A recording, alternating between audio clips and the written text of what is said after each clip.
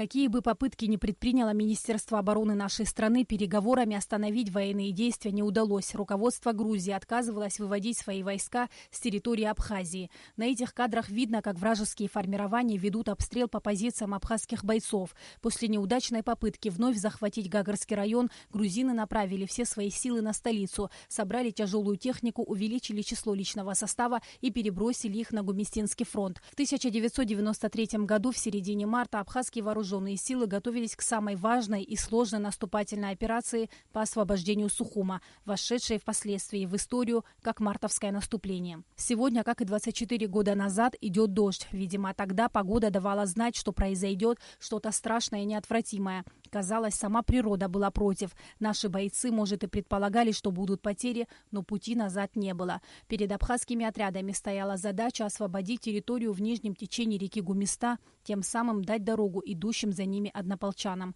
И в ночь с 15 на 16 марта абхазские соединения форсировали реку Гумиста и овладели стратегически важными высотами близ Сухума. Отряды должны были форсировать несколько участков на Гумисте, при поддержке с воздуха и с моря прорвать первый оборонительный рубеж противника и развить дальнейшее наступление по освобождению столицы.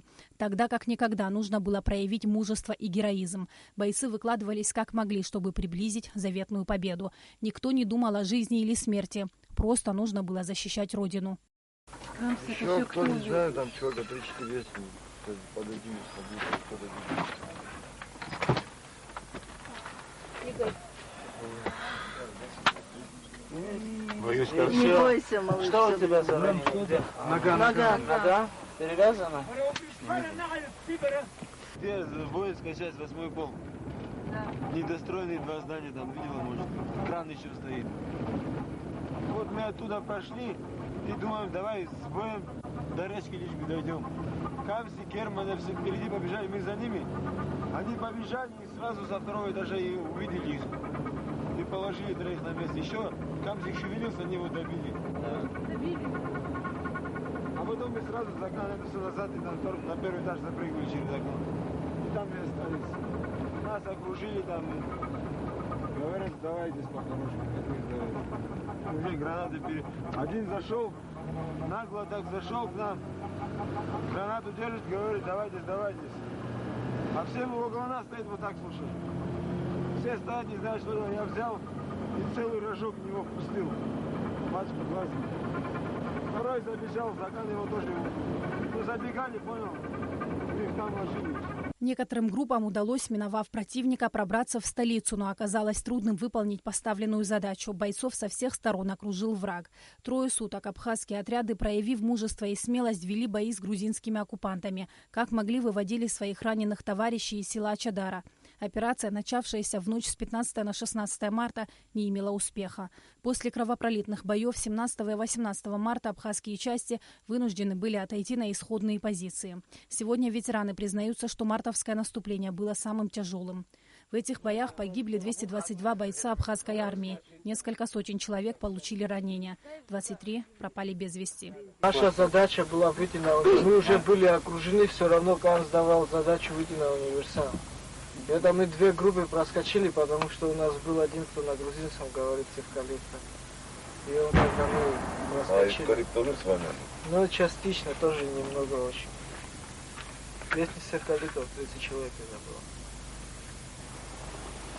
Как второй там?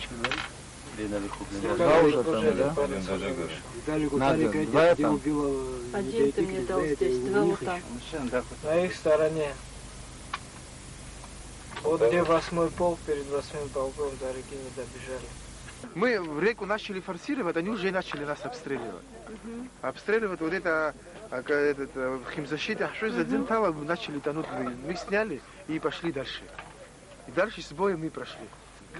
Но они вас ждали, ты говоришь? Там наверху мы поднялись, И как раз грузины начали по-грузински нас отзывать. И с нами один парень был по-грузински. Он им начал отвечать, говорит, мы пришли, говорит, на подмогу туда-сюда. И мы потом тихоря ушли и в эту сторону речку начали двигаться. У нас тоже раненый был. Историкам еще предстоит дать оценку мартовским событиям, но бесспорно одно – они стали решающим этапом для окончательного разгрома грузинских оккупационных войск и их изгнания с территории Республики Абхазия. В те тяжелые дни национальный лидер, верховный главнокомандующий вооруженными силами Владислав Ардзинба, проявив твердую выдержку и волю, призвал весь народ Абхазии к продолжению борьбы с грузинским фашизмом. И долгожданная победа была одержана.